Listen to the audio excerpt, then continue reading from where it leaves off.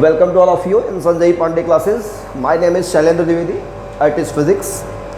तो बच्चों आज हम क्लास 12 का अल्टरनेटिंग करंट लेक्चर नंबर 3 पढ़ने जा रहे हैं। इसके पहले जो लेक्चर 2 था उसमें हमने प्योर एल सर्किट तक पढ़ा दिया है, मतलब टाइप्स ऑफ एसी सर्किट में 2 टाइप हमने क्लियर करा दिया है। आज 3rd टाइप पढ़ने जा रहे हैं, ठीक है ना। 3rd क्या है आपका? C type, pure C type circuit या प्योर सी सर्किट। प्योर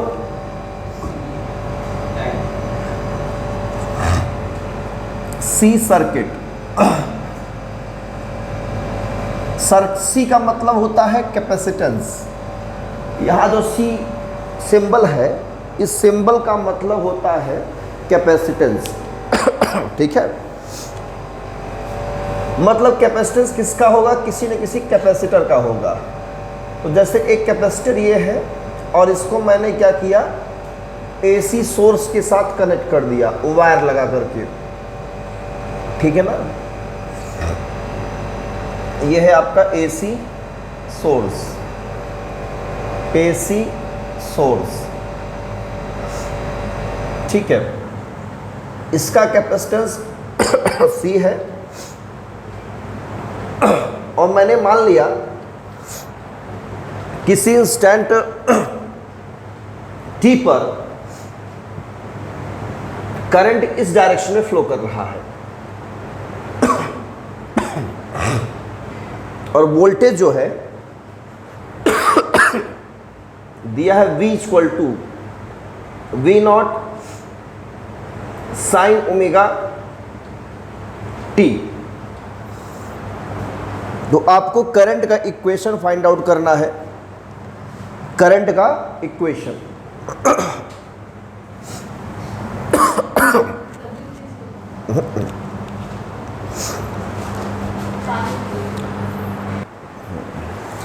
तो डायग्राम आप लोग का बन गया है।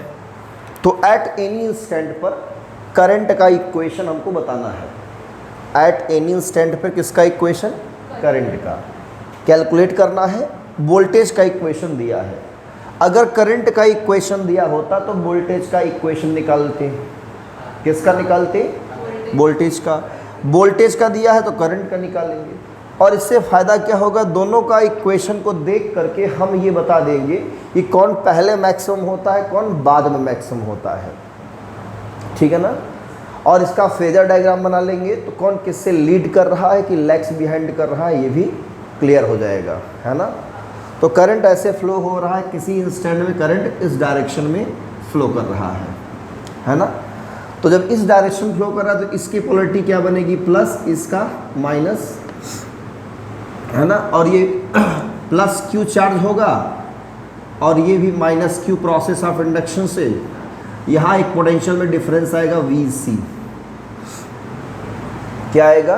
VC। क्लियर है? बोलो। अब इसमें क्या करेंगे हम? ये क्लोज लूप है। क्या है ये? Close loop. और क्लोज लूप में हम किरचॉफ्स वोल्टेज लॉ अप्लाई कर सकते हैं।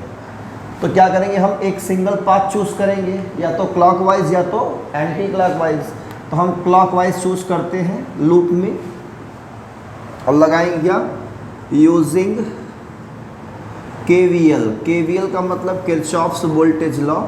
और जितना भी पोटेंशियल डिफरेंस रहेगा सबका अलजेब्रिक सम कितना होता है? 0।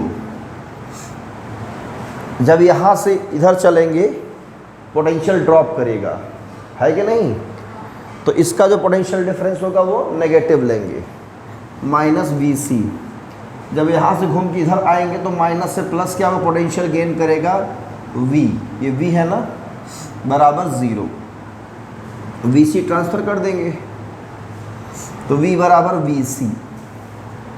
V की वैल्यू कितना है? V0 sine omega T. VC कैसे निकालेंगे? यहाँ जो VC हमारा होगा वो होगा Q/C। बोलो, पढ़े हो? Q इक्वल टू CV से, तो V कितना होगा? Q/C। तो यहाँ रखेंगे Q/C। तो यहाँ से Q की वैल्यू अगर निकालेंगे V not C sine omega T। Q से यहाँ क्या निकालेंगे, Q कितना आएगा, V not C sine omega T। But ये किसका इक्वेशन है, चार्ज का इक्वेशन है, ठीक है ना। तो चार्ज का इक्वेशन है तो इसका भी ग्राफ प्लॉट कर सकते हो, साइनसोइडल ग्राफ मिलेगा, ठीक है। लेकिन बट हमें चार्ज का इक्वेशन नहीं लेना है, हमें करंट का लेना है। तो क्या करेंगे, इसका डिफरेंशिएट कर दें तो हमें dq बाई dt क्या कहते हैं, करंट कहते हैं, है कि नहीं। यहाँ करंट इंक्रीज कर रहा है, तो यूजिंग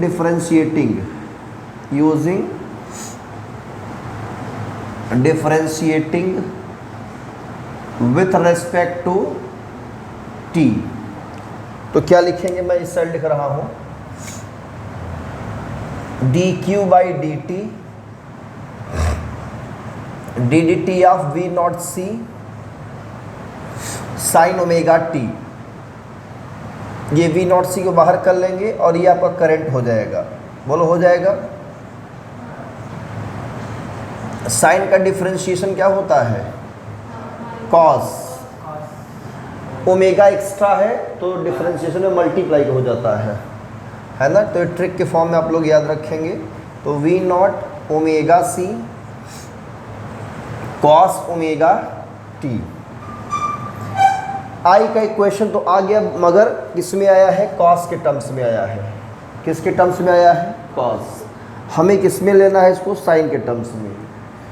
और नीचे कुछ रेजिस्टेंस मिलना चाहिए, वी नॉट के नीचे क्या मिलना चाहिए, तभी तो क्या होगा, पीक करंट होगा, I equal to I not बनेगा, है ना। उसी के जैसा जैसे वो इक्वेशन है। तो क्या करेंगे, इसको मैं कुछ लिखूंगा इस तरह से, I equal to V naught upon 1 by omega C, ऐसे लिख सकते हैं इसको। बोलो भाई, ओमेगा सी का ऊपर मल्टीप्लाई होगा तो यही तो मिलेगा। इस चीज को हम इतना लिख सकते हैं, कॉस को लिख सकते हैं साइन 90 माइनस थीटा, बोलो, और sine 90 minus theta cos theta. अगर 90 माइनस करेंगे तो ओमेगा टी क्या आएगा, माइनस में आएगा। ओमेगा टी नेगेटिव नहीं होना चाहिए, तो क्या करेंगे, साइन 90 प्लस थीटा लिख सकते हैं इसको। तो साइन 90 प्लस थीटा मतलब ओमेगा टी प्लस 90, बोलो क्लियर है। ये कितना होगा, कॉस ओमेगा टी हो जाएगा। इसमें जो 1 बाई ओमेगा सी है ये कैसा बिहेव करता है, as a resistance. 1 by omega C acts as a resistance, कैसा बिहेव करता है, एक रेजिस्टेंस की तरह। And it is called capacitive reactance,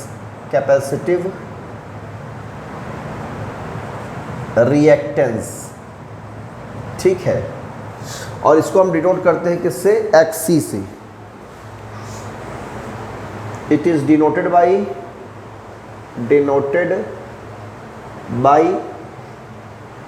XC. किससे डिनोट करेंगे, एक्सी। तो X C is equal to 1 by omega सी।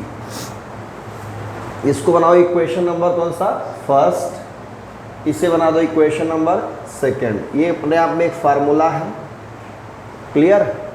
जहां 1 बाई ओमेगा सी है वहां क्या लिख देंगे, एक्सी।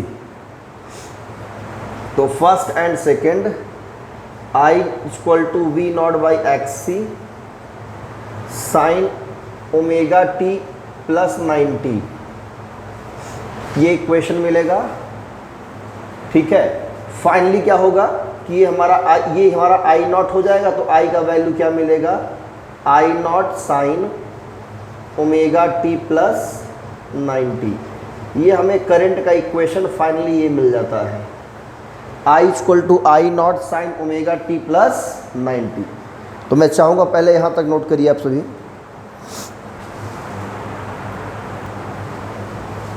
तो यहाँ तक आपने नोट कर लिया, I equal to I naught sine omega T plus 90। अब हम क्या करेंगे, साइड इरेज करेंगे और कुछ कॉन्सेप्ट की बात करेंगे, ठीक है। जैसे मैं अगर आपसे पूछूं क्या आप करंट और वोल्टेज की इक्वेशन देख करके क्या बता पाओगे कि करंट लीड कर रहा है कि वोल्टेज लीड कर रहा है? कौन लीड कर रहा है, किससे कितना लीड कर रहा है? तो आप क्या करोगे, अगर बताना है तो सबसे पहले इस इक्वेशन को मैच कराओ। इसमें साइन है, यहाँ पर भी साइन है। अब जब साइन साइन मैच कर रहा है तो उसके फेज को देखो। इसका फेज कितना है? Omega T. फेज का मतलब एक एंगल, मैंने पहले बताया था। तो ये ओमेगा टी है और इसका फेज जरा देखो, ओमेगा टी प्लस 90 है। तो क्या फेज में डिफरेंस है? उसका फेज ओमेगा टी प्लस 90 है और इस वाले का सिर्फ ओमेगा टी है। तो किसमें फेज, कौन बड़ा फेज है? कहोगे ये फेज ज़्यादा है। कितना ज़्यादा है इससे? 90 डिग्री इससे वो ज़्यादा है। तो हम ये कहेंगे कि करंट जो हमारा है आई, वो V से 90 डिग्री ज़्यादा है। ज़्यादा का मतलब हुआ मैक्सिमम का मतलब कि लीड कर रहा है फेजर में, यानी फेज में। फेज एंगल्स दिखाएंगे इसे हम। तो एंगल मतलब फेज, और वही एंगल को जब रिप्रेजेंट करेंगे हम फेजर से तो उनके बीच का जो डिफरेंस है वो कितना है? 90 डिग्री। ठीक है, तो फेजर डायग्राम बनाएंगे और उससे पहले यहाँ लिख देंगे क्या कि करंट लीड्स वोल्टेज। करंट क्या कर रहा है? वोल्टेज से लीड करता है इन फेज। किसमें? फेज में बाई 90 डिग्री। कितना एंगल? 90 डिग्री एंगल ये, या इसी को हम लोग पाई बाई 2 भी कहते हैं, या पाई बाई 2। क्लियर? रेडियन में पाई बाई 2, डिग्री में क्या बताएंगे? 90 डिग्री। तो ये है कंक्लूजन मिला दोनों इक्वेशन को देख करके। अब फेजर डायग्राम क्या बनाएंगे? फेजर डायग्राम एनसीईआरटी के अकॉर्डिंग फेजर डायग्राम होना चाहिए कुछ इस तरह से। कंप्लीट इन्फॉर्मेशन दिखाएंगे। मान लो ये टाइम एक्सिस है और इधर हमने आई एंड वी को दिखाया है इस एक्सिस पे। ये ओरिजिन है। इससे पहले हम वोल्टेज का दिखाएंगे जिसका फेज कितना है? Omega T.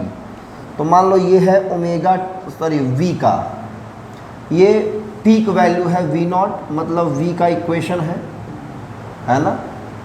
वी का फेजर है तो वी नॉट, लेकिन फेजर किसका है? वी का। तो ये वी कितना फेज बना रहा है एट एनी स्टैंड पे? ये एंगल कितना है? Omega T. करंट क्या करता है? इससे 90 डिग्री ज़्यादा है, करंट भी इतना ही बनाएगा, ओमेगा टी तो बनाएगा, लेकिन एक्स्ट्रा कितना बना रहा है? 90। तो यहाँ रखेंगे करंट को, यहीं से घुमा देंगे ऐसे। क्लियर? ये 90 डिग्री ऐसे करंट को दिखा देंगे। ठीक है, ये करंट का हो गया। क्लियर? कितना डिग्री? 90 डिग्री। तो करंट का टोटल फेज कितना है? आई का फेज, ये पूरा फेज है, देखो ये पूरा फेज, ये करंट का फेज है 90 प्लस ओमेगा टी। यही है फेजर डायग्राम। क्लियर है? अब इस आई को दिखाना है। एक्चुअल ये क्या है? आई नॉट, ये वी नॉट। अगर आई दिखाना है प्रोजेक्शन में तो क्या करेंगे हम? ये इसको प्रोजेक्शन ड्रॉ करेंगे यहाँ पे मिलेगा हमको I naught sine omega T plus 90, यहाँ मिल रहा है। ये वी कहाँ मिलेगा? तो वी का प्रोजेक्शन यहाँ ड्रॉ करेंगे। यहाँ वी है, वी कितना है? V not sine omega t, ये हमारा वी है। क्लियर? कोई कंफ्यूजन इसमें? तो फेजर डायग्राम बना लीजिए पहले।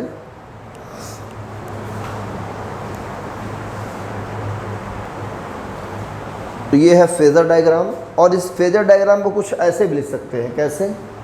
इस पूरे सिस्टम को, ये जो है आपका दिया हुआ है फेजर आई और वी, इसको एक सिस्टम समझो और इसे घुमा दो ऐसे, तो आई इधर हो जाएगा और वी इधर हो जाएगा, है ना? तो विदाउट एक्सिस को हम दिखा सकते हैं इसी को और करके, और कुछ ऐसा है। ये है हमारा I और ये है आपका V। I लीड कर रहा है 90 डिग्री, तो ये भी फेज़र है आपका, ठीक है ना। ऐसे भी आप फेज़र को दिखा सकते हो, और करके नोट कर लीजिए। ओके,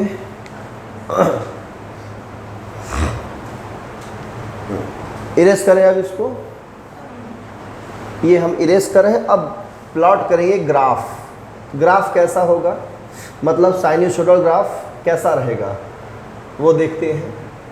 वोल्टेज का तो कंफर्म है, कैसा ग्राफ होगा महिमा, साइनसॉइडल ग्राफ है ना, यानी साइन कर्व, साइन ग्राफ। ये आपका वाई एक्सिस है ना, और हमने ये लिया आपका टाइम एक्सिस। इधर आई और वी को दिखाते हैं।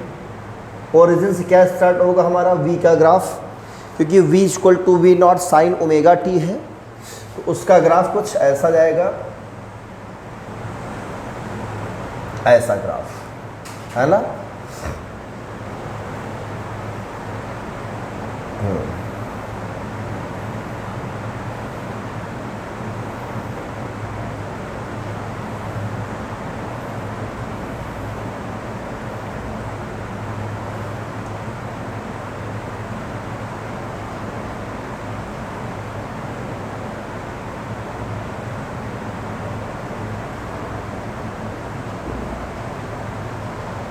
ये ग्राफ है आपका किसका, वी नॉट का।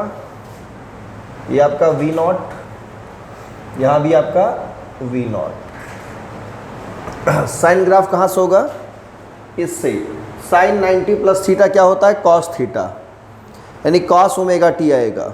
क्या आएगा, तो मतलब आई का जो ग्राफ होगा वो कॉस के फॉर्म में रहेगा। कॉस का प्लस से आया है, तो प्लस कहाँ रहेगा, या तो ऊपर से स्टार्ट होगा, या तो जब ये मैक्सिमम होगा तो आई क्या रहेगा, थोड़ा इसका एम्पलीट्यूड कम रहेगा इससे। भाई इसका एम्पलीट्यूड यहाँ पे आ रहा है, तो आई का थोड़ा सा नीचे एम्पलीट्यूड रहेगा, है कि नहीं। तो ग्राफ यहाँ से स्टार्ट होगा ऐसे। अब ये मैक्सिमम है इस पॉइंट टाइम पर, है ना, ऐसे। तो ग्राफ हमारा कुछ ऐसा होगा, ऐसा ग्राफ। उसका फिर ये अपोजिट में जाएगा ऐसा। ये जिस पर ये ज़ीरो हुआ है, तो उस समय ये क्या होगा, अपोजिट में मैक्सिमम जाएगा। ये आपका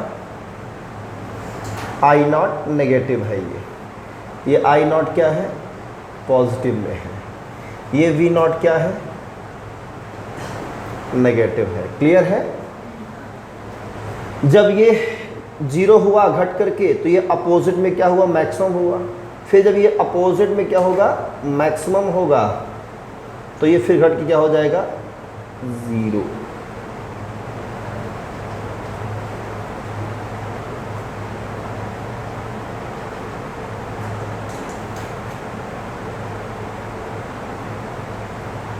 यहाँ पे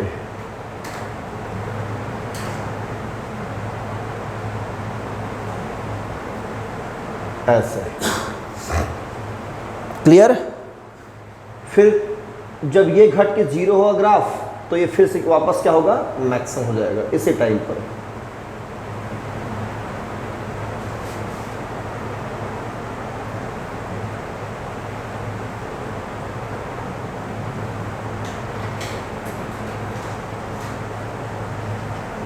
ऐसे।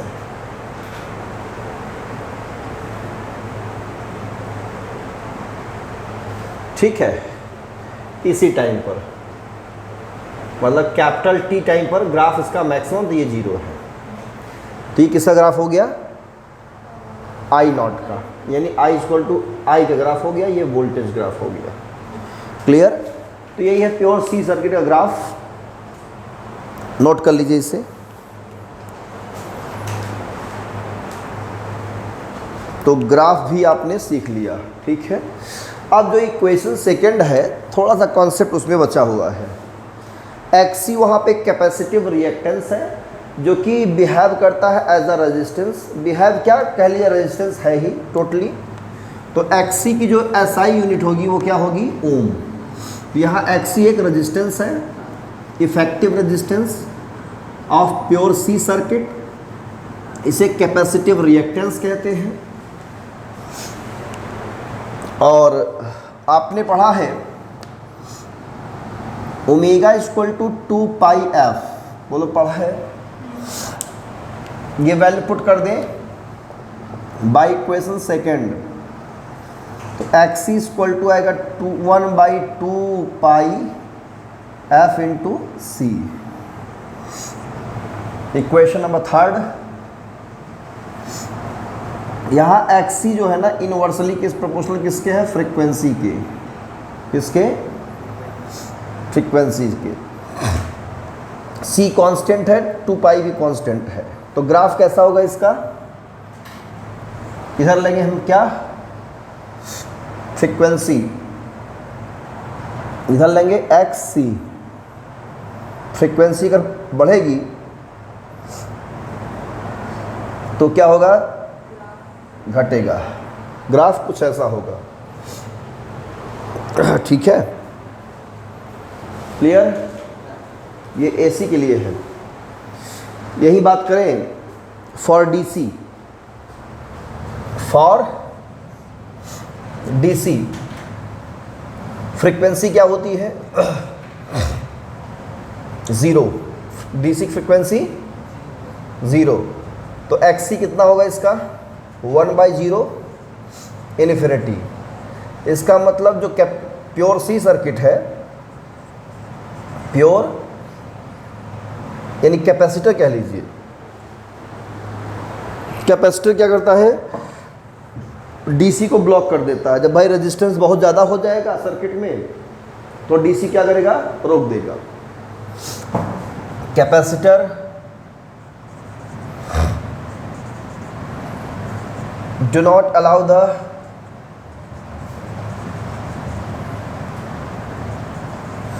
flow of DC, ठीक है ना। ये DC को अलाउ नहीं करता, किसको अलाउ करता है, AC को। फ्रीक्वेंसी जितना ज़्यादा होगा रेजिस्टेंस उतना ही कम होगा, ठीक है। जब रेजिस्टेंस कम होगा तो करंट ज़्यादा फ्लो करेगा।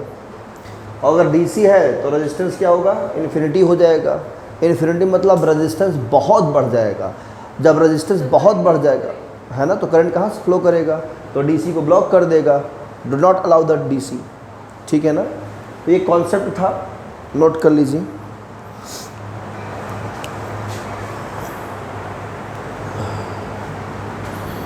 चलिए अब हम स्टार्ट करने जा रहे हैं कॉम्बिनेशन, सीरीज कॉम्बिनेशन। किसका, पहले हम LR सर्किट पढ़ेंगे या RL circuit.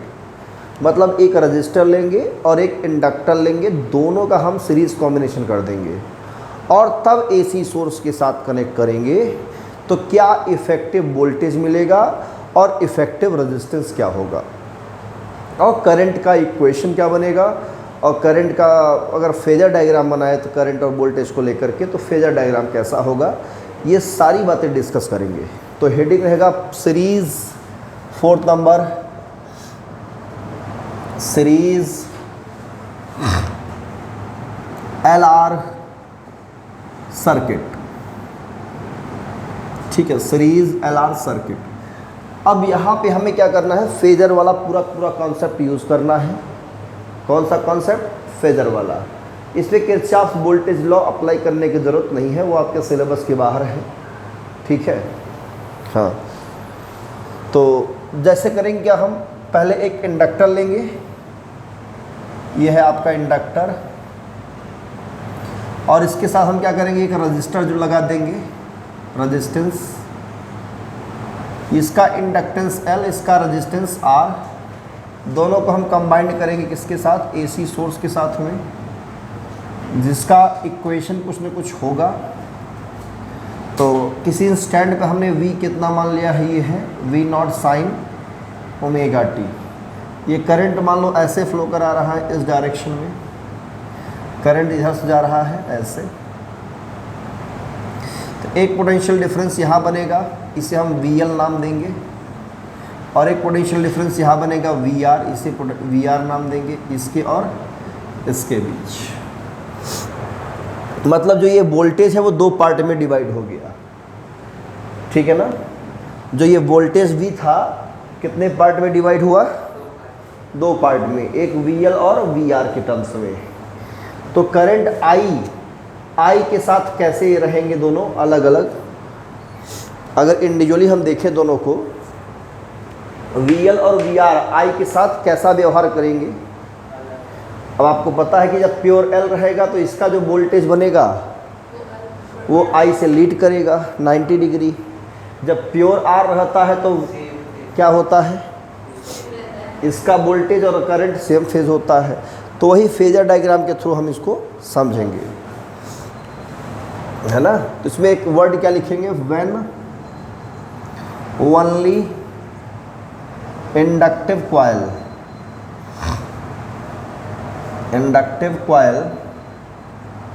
is connected through AC source, then V leads I by 90 degree. तो क्या होगा, फेज में हम ऐसे दिखाएंगे, इधर दिखाएंगे I, इधर दिखाएंगे VL, ऐसे ये 90 डिग्री, क्लियर। एंड व्हेन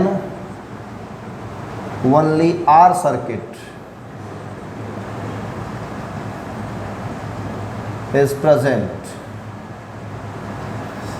तब क्या होता है, वोल्टेज V, R और I क्या होंगे, सेम फेज में होंगे।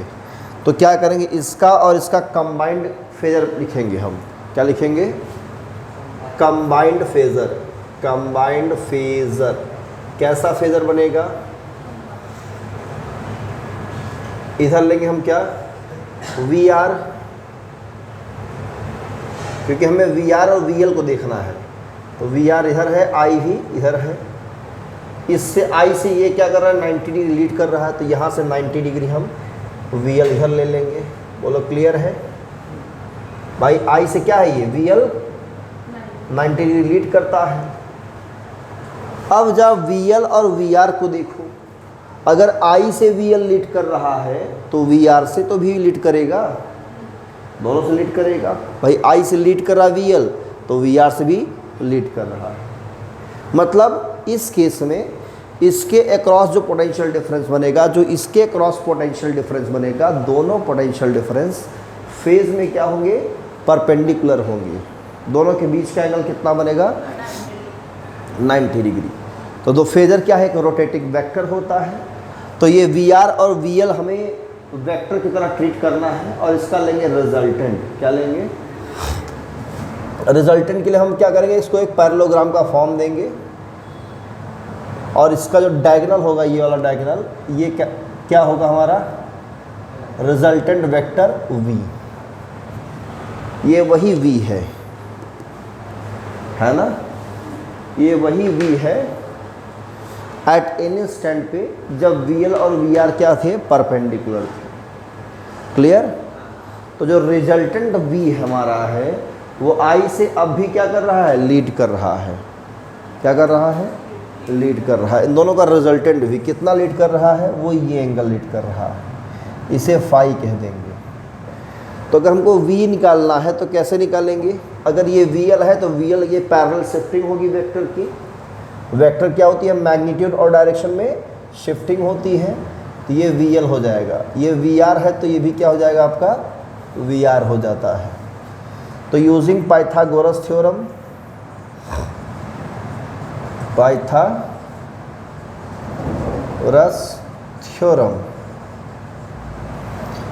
ये होगा पर ये स्क्वायर इक्वल टू ये स्क्वायर प्लस ये स्क्वायर, यानी V square equal to VL square plus VR square. Square root लेंगे तो under root VL square plus VR square equation number बना लेंगे इसको फर्स्ट। बोलो यहाँ तक क्लियर है? नोट कर लीजिए।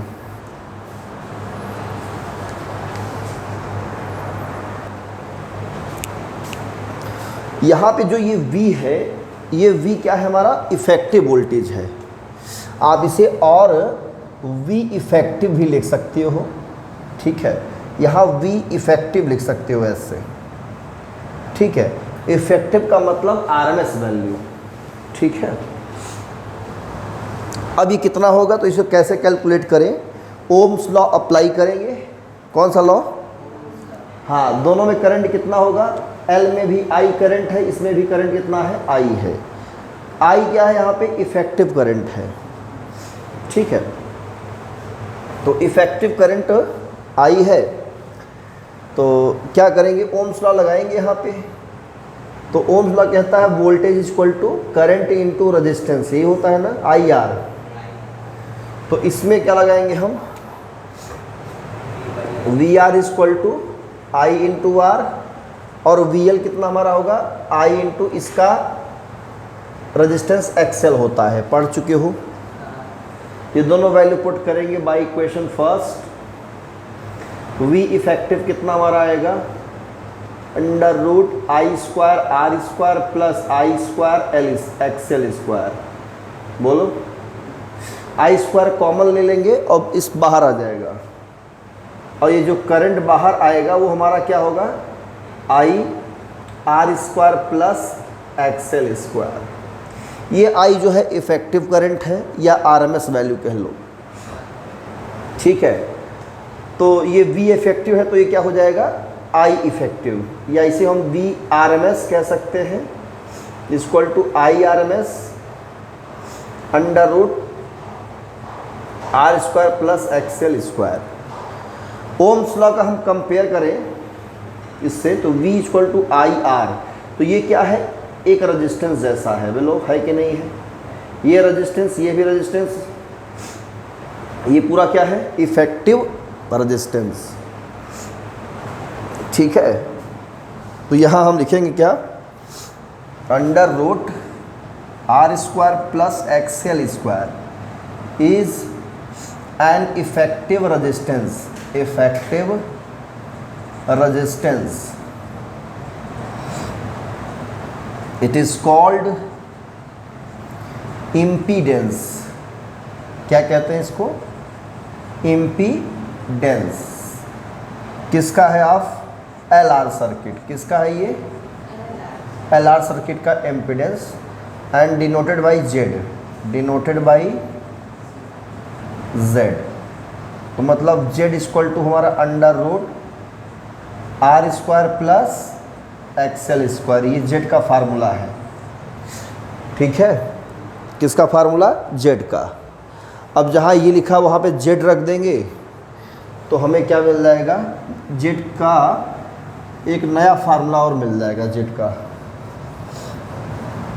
अगर RMS वैल्यू दिया रहे तो क्या करेंगे आप? Z निकाल सकते हो।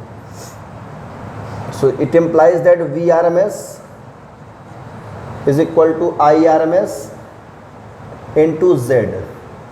तो Z क्या हो जाएगा यहाँ से? VRMS upon IRMS। बोलो, मिला कि नहीं मिला? Z क्या है? इफेक्टिव रेजिस्टेंस है, ये इफेक्टिव वोल्टेज, ये इफेक्टिव करंट,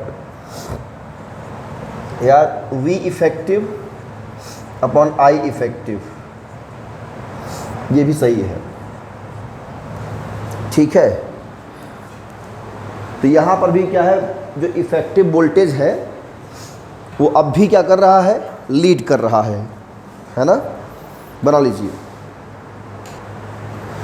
तो यहाँ पर आपने इम्पीडेंस निकाल लिया है Z, एक फार्मूला ये है और एक फार्मूला ये है, और फेज़र डायग्राम आपने देखा ही है और बनाया भी है। उसमें जो वोल्टेज है इफ़ेक्टिव वोल्टेज, वो करंट से क्या कर रहा है? लीड कर रहा है। कितना लीड कर रहा है? 5, या ये कह सकते हैं कि करंट जो है लैग्स कर रहा है, लैग कर रहा है कितना? 5। तो वो 5 अगर इक्वेशन लिखना है हमको, क्या लिखना है? इक्वेशन I का, तो क्या लिखे, वोल्टेज का तो दिया था V not sine omega T, तो करंट क्या लिखेंगे, I naught sine omega T तो रहेगा, इससे पीछे कितना है फाई, तो माइनस कर देंगे इसी में फाई। तो करंट की इक्वेशन नोट कर लीजिए, हेंस इक्वेशन ऑफ करंट क्या होगा, I equal to I naught sine omega T minus phi. और आई नॉट अगर आपको निकालना है कभी तो वी नॉट बाई क्या कर लेंगे, जेड कर लेंगे, ठीक है ना। ऐसे भी निकाल सकते हैं हम लोग आई नॉट, ठीक है, इससे भी निकाल सकते हैं। और फाई कैसे निकालेंगे, in above phasor diagram, above phasor diagram, वहां से लिखेंगे tan फाई, क्या लिखेंगे, tan phi perpendicular by base, मतलब VL बाई VR। VL होता है आई एक्सएल, ये होता है IR, आई से कैंसिल, tan फाई कितना मिलेगा, एक्सएल अपॉन आर, एक्सएल होता है ओमेगा एल अपॉन आर। तो ये रेजिस्टेंस निकालने का मतलब एंगल निकालने का फार्मूला बन गया। ये फाई निकालने के बाद यहाँ रख देंगे तो हमें एग्जैक्ट कितना एंगल पीछे चल रहा है, 30 डिग्री की, 35 डिग्री, 40 डिग्री, वो हमें मालूम चल जाएगा, ठीक है। ये है आपका क्या, LR सर्किट कंप्लीट होता है ना। और अब आपका चलेगा RC सर्किट, और मैंने आपको करंट इलेक्ट्रिसिटी में पढ़ाया है RC सर्किट, चार्जिंग और डिस्चार्जिंग के बारे में पढ़ा है ना। तो उसका भी इक्वेशन आपको मैंने पढ़ाया था। तो वहाँ कैपेसिटर के साथ रेजिस्टेंस लगा करके हमने आपको चार्जिंग और डिस्चार्जिंग का ग्राफ वगैरह समझाया था। यहाँ पर हम AC सोर्स के साथ क्या कर रहे हैं, देख रहे हैं कि कैसा बिहेव करेगा कैपेसिटर और रेजिस्टेंस, ठीक है। तो अगली हेडिंग आप लोग लगा देंगे RC सर्किट या CR सर्किट, ये सीरीज में है तो सीरीज करेंगे, है ना, सीरीज RC सर्किट, ठीक है, सीरीज RC सर्किट।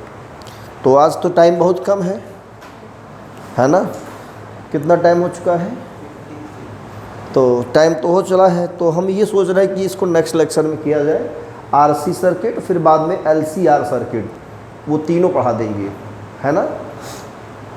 और वो पढ़ाने के बाद पावर इन AC सर्किट कितना होगा, ये सब डिस्कस कर लिया जाएगा। तो आज के लेक्चर में सिर्फ इतना ही पढ़िए आप सभी, और इस पर क्वेश्चन करने की प्रैक्टिस करिए। मिलते हैं नेक्स्ट लेक्चर में इसके आगे का टॉपिक, तब तक पढ़िए। All the very best, thank you.